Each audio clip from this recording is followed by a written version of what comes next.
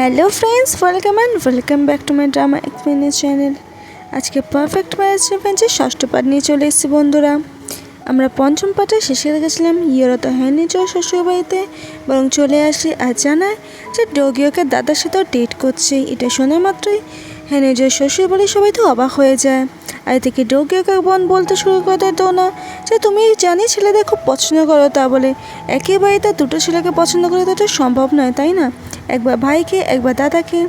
আর এদিকে তখনই ডোগিওকে দাদা বলে ওঠে সবাই তো ডোগিওকে মতো অতটা লাকি হয় না যে কিনা নিজে ভালোবাসা মানুষের ভালোবাসা পায়। আর আরও বলে আমাদের মতো মানুষরা কেউ না কেউ ভালোবাসে। আর যখনই ওনাকে কেউ বরং হার্ট করতে যাচ্ছিলো একজন, আমি তখনই গিয়ে বাঁচাই। আর তারপরে আমরা দুজনকে আস্তে আস্তে ভালোবেসে ফেলি। কিন্তু একদিনে কী করেই বা এরকম হয়? আর এদিকে তার গ্র্যান্ডমা জানতে চায় যে এরকম কী করে সে করতে পারলো। কিন্তু এটা শুনে তো কিছুটা হয়তো অবাক হয়ে যায় ডোগিওকে দাদা। এদিকে আমরা দেখতে পাই সবাই ভীষণই রেগে থাকে এরকম ব্যাপার নিয়ে। আর এদিকে যেহেতু ডোগিওকে উল্টো পাল্টা বলছিল ডোগিওকে দাদা, তার জন্য ডোগিওকে ছাড়ে না, সেও বলতে শুরু করে দেয়। আর এদিকে দু ভাইয়ের মধ্যে ঝামেলা দেখে ডোগিওদের গ্র্যান্ডমা খুবই অসুস্থ হয়ে পড়ে। অপরদিকে আমরা দেখতে পাই সবাই বাইরে বেরিয়ে চলে এলে। আর এদিকে ইয়োনাকে তো ইয়োজো ধরেছে, সে কীরকমভাবে এরকম করতে পারে, কিন্তু ইয়োরা বলে তুমি প্রথম শুরু করেছো দিদি। আর তারপর সে চলে আসে। আর এদিকে ইয়োনা তার বরং ডোগিওকে দাদাকে জানে আমি খুবই ডিসঅ্যাপয়েন্টেড, কারণ তুমি একটা কিছু করতেও পারো না, তোমাকে আমার মা টাকা দিয়েছে। কিন্তু জানিয়ে দেয় সে তার মা টাকা দিয়েছে, সে তো দেয়নি, আর তার সব কিছু কর্তব্য, সে কোনো কিছু করতে পারবে না। কিন্তু ইয়েরা তো এইসব কথাগুলো শুনে ভীষণ পরিমাণে রেগে যায়, কারণ এরকম ভাবতে পারেনি যে ডোগিওকে দাদা এরকমভাবে তাকে বলবে। অপরদিকে আমরা দেখতে পাই ডোগিওকে মায়ের সাথে তার বরের তো ঝামেলা লেগে যায়। সে কেন এবার এরকম করে সব সময়? সে কি তার বড় ছেলেকে ভালোবাসে না? সে তার নিজের ছেলের জন্য নয় বলে। কিন্তু এই কথা শোনা মাত্রই ডোগিওকে মা তো খুবই রেগে যায়।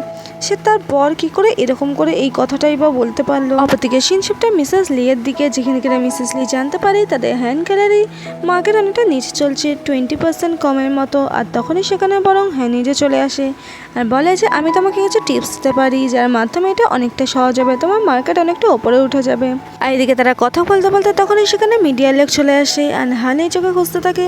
আর হানিজো জানে হ্যাঁ সেই হচ্ছে সেই আর্টিস্ট, কিন্তু এত আঁকা আঁকে। এদিকে মিসেস লির সাথে পরিচয় করা যে এ হচ্ছে আমার মা। এদিকে মিসেস লি বুঝতে পারে না হানিজো এসব করছেই বা কেন।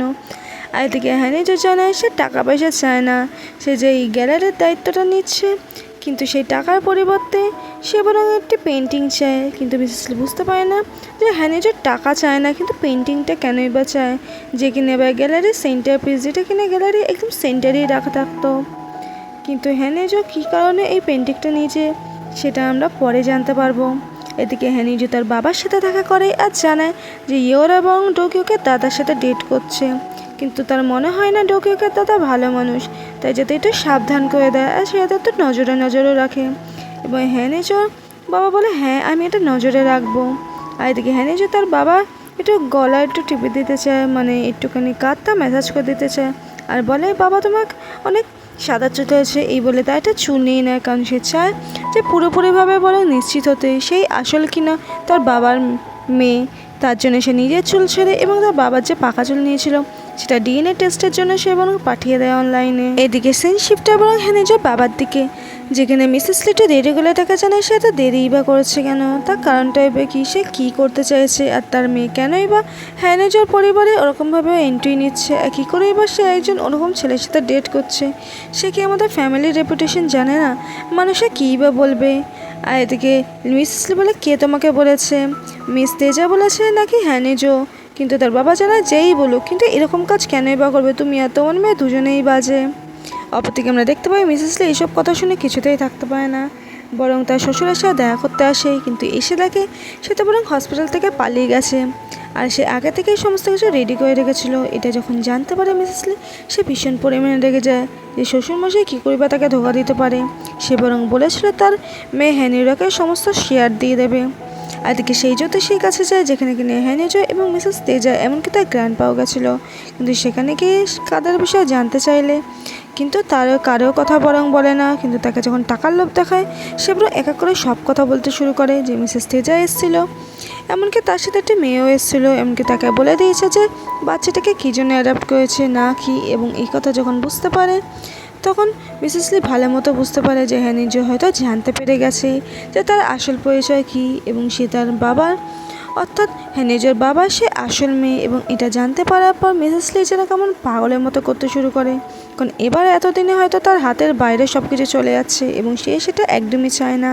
অপরদিকে আমরা হ্যানিজো গ্র্যান্ডপাকে দেখতে পাই যে কিনে বরং অন্য জায়গায় চলে যায় এবং ওখানে একা থাকে এবং সে বরং নিজের উইল অর্থাৎ সে কাকেই বা তার সম্পত্তি দেবে এবং সব কিছু ঠিক করে সে আর কাউকে নয় বরং তার গ্র্যান্ডডটার অর্থাৎ হ্যানিজোকেই সব কিছু দেবে এবং তার জন্য সে ভালো মতো উইল তৈরি করে।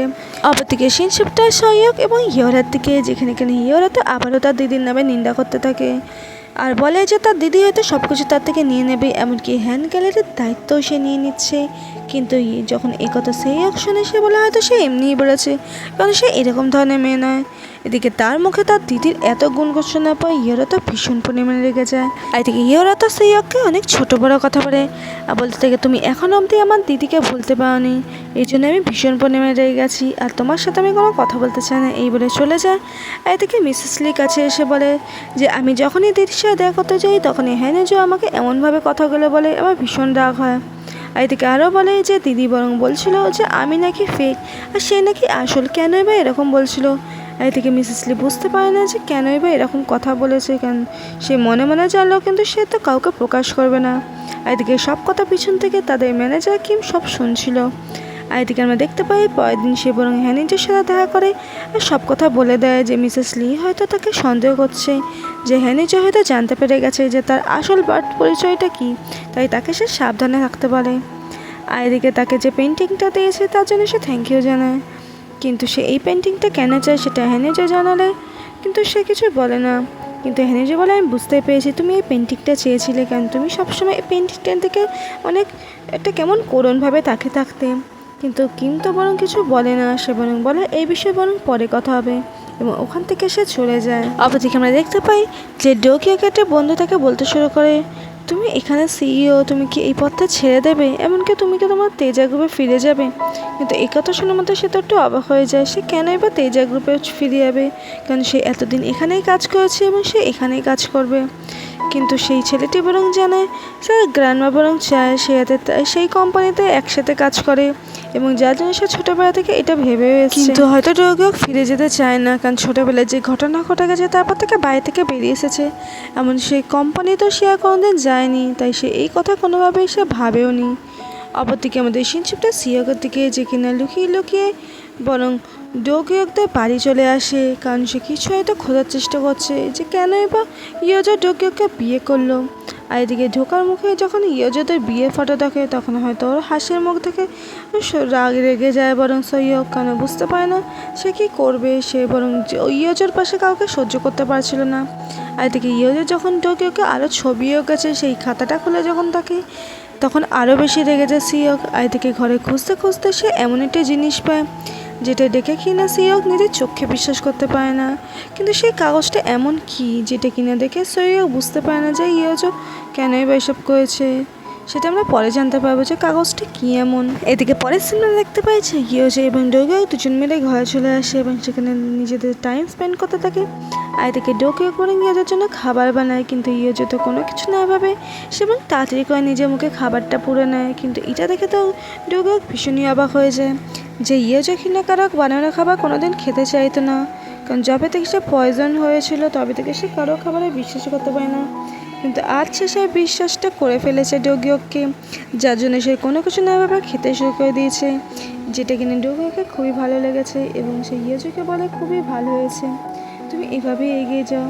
আর এদিকে আরও বলে যে মিসেস লি হয়তো জানতে পেরে গেছে আমি বাবার আসল মেয়ে, আর তার জন্য হয়তো এবার আমাকে লড়ে যেতে হবে, আমি পিছনে ঘুরবো না, আমি বরং লড়ে যাব। কিন্তু ডোকিও বলে সে তো ভয় পাচ্ছে যদি তার কিছু হয়, কিন্তু যাই হোক সে তার সাথে সবসময় আছে। এইদিকে ইয়োজো ডোকিওকে আরও প্রশ্ন করে তুমি কি তোমার তেজে গ্রুপে ফিরে যেতে পারো না, কিন্তু ডোকিওর জন্য হঠাৎই কিছু একটা বলে যেটা ইয়োজো মন খারাপ হয়ে যায়। তারপরে এই ডোকিও পরিষ্কার করে বলে যে হ্যাঁ আমি আগে ভাবতাম হয়তো যাব না, কিন্তু এখন ভাবছি আমি যাব। এই কথা শোনা মাত্র ইয়োজোর জন্য একটু মনটা ঠিক হয়ে যায়। এদিকে আমরা দেখতে পাই ডোকিওকে মনে করতে থাকে ছোটোবেলায় কীভাবে সে গ্র্যান্ডমার সাথে সে যখন কনস্ট্রাকশনে কাজ হতো সে যেত এবং গ্র্যান্ডমার সাথে হেল্প করতে তার ভালো লাগতো, আর যখন গ্র্যান্ডমা তাকে বলতো তুমি বড় হয়ে আমার সাথে কাজ করবে, এবং সেই কথাগুলো সে মনে করতে থাকে, যেখানে গ্র্যান্ডমা বরং খুবই খুশি থাকতো। কিন্তু আজ যখন সে চলে এসছে একেবারে, তার খুবই কষ্ট হয়, কিন্তু সে চায় আবারও গ্র্যান্ডমার সাথে কাজ করতে। অপরদিকে আমরা সিওকে দেখতে পাই, যেখানে তার বাড়িতে ফিরে যায়, কিন্তু তার মা তো ভীষণ পরিমাণে রেগে থাকে, সে কোথায় এতদিন ঘুরে ঘুরে বেড়াচ্ছিল। আর তারপরে আরও বলতে থাকে যে ইয়োজো একটা বাজে মেয়ে, কিন্তু সে বলতে থাকে মা এরকমভাবে বলো না, ইয়োজো ভালো, ইয়োজো একটা ইনোসেন্ট মেয়ে, তুমি কেন এরকমভাবে বলছো। কিন্তু তাকে তার মা মেয়েরা বলতে থাকে, যখন তোমার নিজের ছিল তখন তুমি তাকে ভালোবাসতে পারোনি, এখন যখন সে লোকের হয়ে গেছে তখন তোমার এত কথা বেরোচ্ছে মুখ থেকে। কিন্তু কিছুতেই সে বোঝাতে পারে না কাউকে যে ইয়োজো মোটেও খারাপ নয়। কিন্তু সেই কাগজটার মধ্যে কী এমন দেখেছে যার জন্য সে ইয়োজোকে আবারও ভালো ভাবতে শুরু করেছে। এদিকে তার বোন ঘরে আসে, সিওকে দেখাতে থাকে, ফোনে কিছু একটা দেখাতে থাকে এবং বলতে থাকে যে এর মাধ্যমে তুমি রিভেঞ্জ নিতে পারো। কিন্তু সে কোনো কিছু চায় না, সে বরং তার বোনকে চলে যেতে পারে। আর এদিকে সে তো বরং শুয়ে থাকে, কিন্তু সে নাকি একটা টেনশন করতে থাকে। অপরদিকে সকালবেলা সে বাইরে বেরোলে, সেখানে সে রাস্তায় বরং ইয়োজোর সাথে দেখা হয়। আর এদিকে ইয়োজোকে সে দেখে বলতে থাকে তুমি কি সত্যিই ভালো আছো।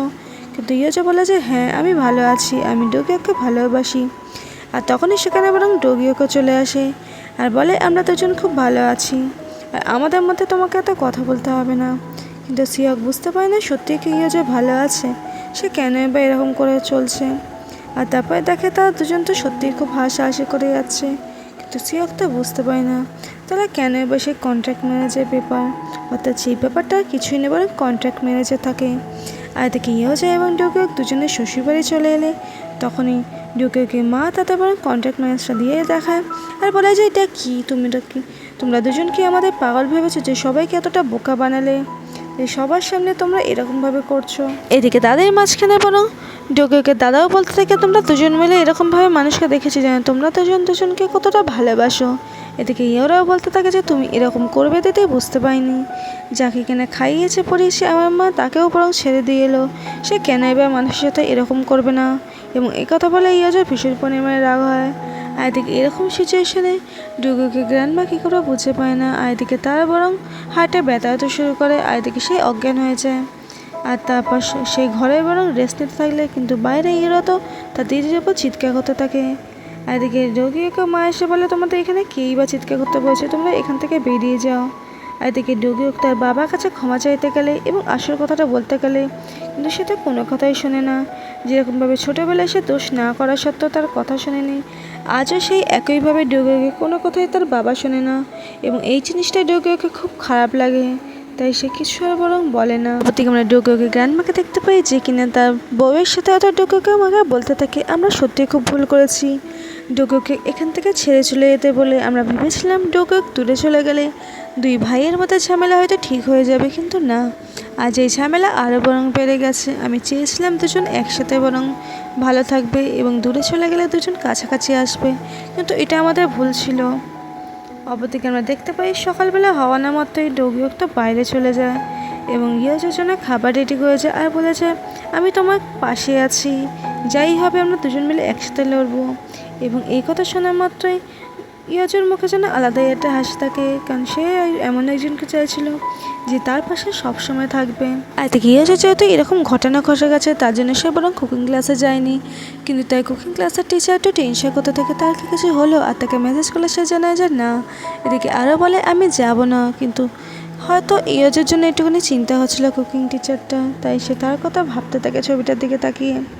এদিকে আমাদের দেখানো হয় ইয়োরা তো বরং সে ওকে বোনের সাথে দেখা করতে আসে আর বলে তুমি কি বরং দেখাবে বলেছিল ইয়োজোর ব্যাপারে। আর ফোনে কিছু একটা যখন দেখায় সেটা দেখে যেন আরও বেশি যেন ইয়োরা নিজেকে কনফিডেন্স ফিল করে আর বলতে থাকে এই জন্যই দিদি বিয়ে করেছিল, একটা কন্ট্রাক্ট ম্যারেজ, এবং এই ম্যারেজটা পুরো ফেক, এটা তুমি সবার সামনে আনবই। অপরদিকে শিন ডোগিওকে সেক্রেটারির দিকে শিফট হয়, যেখানে সে তাড়াতাড়ি করে ডোগিওকের কাছে আসে আর বলতে শিখে তুমি তাড়াতাড়ি ফোনে দেখো মানুষ ইয়োজোর ব্যাপারে অর্থাৎ তোমার বউয়ের ব্যাপারে কত খারাপ খারাপ কথা লেগেছে। এবং যেটা শুনে ডোগিও খুব অবাক হয়ে যায়। তারপর আমরা দেখতে পাই যে ফোনের মধ্যে কেউ একজন একটা ভিডিও ভাইরাল করে দিয়েছে, যেখানে কিনা বরং সে ওকে মাকে এসে ফেলে দিচ্ছে ইয়োজো। আর এদিকে সবাই বলতে থাকে সে কীরকম ধরনের একটা মেয়ে, যেখানে নিজে এক্স বয়ফ্রেন্ডকে ছেড়ে যার সাথে বিয়ের কথা ছিল, সে বোনেরটা তার বদলে ধনী ছেলের কাছে গেছে। সে এতগুলো ছেলের সাথে নষ্ট ফষ্ট করে কী করে বা এরকম করতে পারে। আর এদিকে তার এক্স বয়ফ্রেন্ডের মায়ের সাথে সে কী করে বা এরকম ব্যবহার করতে পারে। আর এদিকে সিয়ক যখন এইসব ঘটনা ভিডিওতে দেখে সে ভীষণ পরিমাণে কষ্ট পেতে শুরু করে। আর এদিকে তার বোনকে যখন ফোন করে সে বলে যে আমি তোমার জন্য এইসব করেছি। আর এদিকে তাকে এসব ডিলিট করতে বলে, কিন্তু সে তো কোনো কথাই বরং শোনে না। আর এদিকে এইসব ঘটনা নিয়ে সবাই বরং খুবই চিন্তিত। আর কিও যে এরকম ঘটনা ভাইরাল হয়ে যাওয়ার জন্য সবাই খুব বাজে বাজে কথা বলতে থাকে। এমনকি ঢোকেও অফাসিও তাকে সবাই কিছু বলতে চায় না, বরং বলতে থাকে সে কেমন ধরনের মেয়ে যেখানে এতজন ছেলের সাথে রটিয়েছে। অপরদিকে আমরা দেখতে পাই ডোকেও তো ফোন করে যায় কন্টিনিউ ইয়োজোকে, কিন্তু ইয়োজো তো ফোনই লাগে না। কিন্তু তখনই হঠাৎ আমরা দেখতে পাই ম্যানেজার কিমের ফোন আসে, কিন্তু সে কিছু একটা ডোকেওকে বলে, যেখানে কিনে ডোকেওকে মুখে এক্সপ্রেশন পুরো চেঞ্জ হয়ে যায়। কিন্তু কী বলে সেটা আমাদের পরে দেখানো হবে বন্ধুরা। অপরদিকে আমরা দেখতে পাই যে যেখানে কিনে কুকিং ক্লাসে যায় ইয়োজো, সেখানে কিনে তার শাশুড়ি যায়, কিন্তু তার শাশুড়িটা তার সাথে কোনো কথা বলে না। কিন্তু আগের দিনই এরকম একটা ঘটনা ঘটে গেছে কন্ট্যাক্ট ম্যানেজের বিষয় নিয়ে, তার জন্য সে কোনো কথাই বলে না। এদিকে তার শাশুড়ি মায়ের সাথে একজন মহিলা বলতে থাকে তুমি কি তোমার বউয়ের সাথে ঝামেলা করেছো, কিন্তু তোমরা দুজন তো কথা বলছো না। এদিকে তাকে আরও অনেক বাজে কথা বলতে থাকলে তার শাশুড়ি ভীষণ পরিমাণে রেগে যায় এবং তাদের দুজনের মধ্যে ঝামেলাতে শুরু করে। কিন্তু ইয়োজো তার শাশুড়িকে বাঁচানোর চেষ্টা করে। এদিকে তখনই সেই বউটা বরং ইয়োজোকে অনেক উল্টোপাল্টা কথা বলতে থাকে, কিন্তু শাশুড়িটা বরং ইয়োজোকে সরিয়ে দেয়, কারণ সে চায় না ইয়োজোর সাথে কোনো কথা বলতে। কিন্তু সেই মহিলাটা কোনো কিছুতে চায় না, সে বরং ইয়োজোকে একটা থাপ্পড় মারে। কিন্তু ইয়োজো তো এত সহজে তার উত্তর সে দেবেই, তার জন্য সে তাকেও একটা চড় মারে। আর এদিকে সেই মহিলাটিকে কুকিং টিচারটা এসে বলে সে তো এখান থেকে বেরিয়ে যায়, কারণ সে প্রথমে ইয়োজোকে চড় মেরেছিল। আর এদিকে ইয়োজোর শাশুড়ি বুঝতে পারে না সে কেন সেই মহিলাটিকে আবারও চড় মারতে গেল। সে কি একটু চুপ থাকতে পারে না, আর সে কেনই বা এসব কিছু করছে। আর সে কন্ট্যাক্ট ম্যানেজার বিষয়টা কেনই বা করেছে, সে বলেছিল এমনি তার ছেলেকে ছেড়ে চলে যেতে, যদি সে তার ছেলেকে তেজে করে না ফিরিয়ে আনতে পারে, কিন্তু সে তার জন্য কি এরকম ব্রেকআপ করেছে। এদিকে তখনই সেখানে ডোগিও চলে আসে আর তার মায়ের কাছে সে ক্ষমা চাইতে থাকে এরকম অবস্থার জন্য। আর বলতে থাকে যে তুমি এরকমভাবে বলো না মা, কারণ ইয়োজো অনেক কষ্টের মধ্যে দিয়ে গেছে, এমনকি তার পরিবারে তাকে মারার চেষ্টা করেছিল পয়জনের মাধ্যমে। আর এদিকে যে ভিডিওটা ভাইরাল হয়েছে তার মাধ্যমে ইয়োজোকে খারাপ চেষ্টা করা হচ্ছে। আর এদিকে এইসব জিনিস থেকে তো ডোগিওকে মা খুব অবাক হয়ে যায়। আর এদিকে নিচে বসে পড়ে ডোগিও তখনই তার মায়ের পায়ের কাছে আর তার কাছে ক্ষমা চাইতে থাকে। আর এদিকে আরও বলতে থাকে মা তুমি এবার আমাদের হেল্প করো, আমি তোমার কাছে জীবনে একবার হেল্প চেয়েছি, একবার প্লিজ তুমি হ্যাঁ বলো, এটা না বলো না। কিন্তু তার মা বলে চলে যায় যে আমি এবার নিজে দেখে নেবো, এই বলে চলে যায়। বরং অপরদিকে আমরা দেখতে পাই তার পরের দিনে বরং সে তার বেআইনের বাড়িতে অর্থাৎ মিসেস লির সাথে দেখা করতে যায়।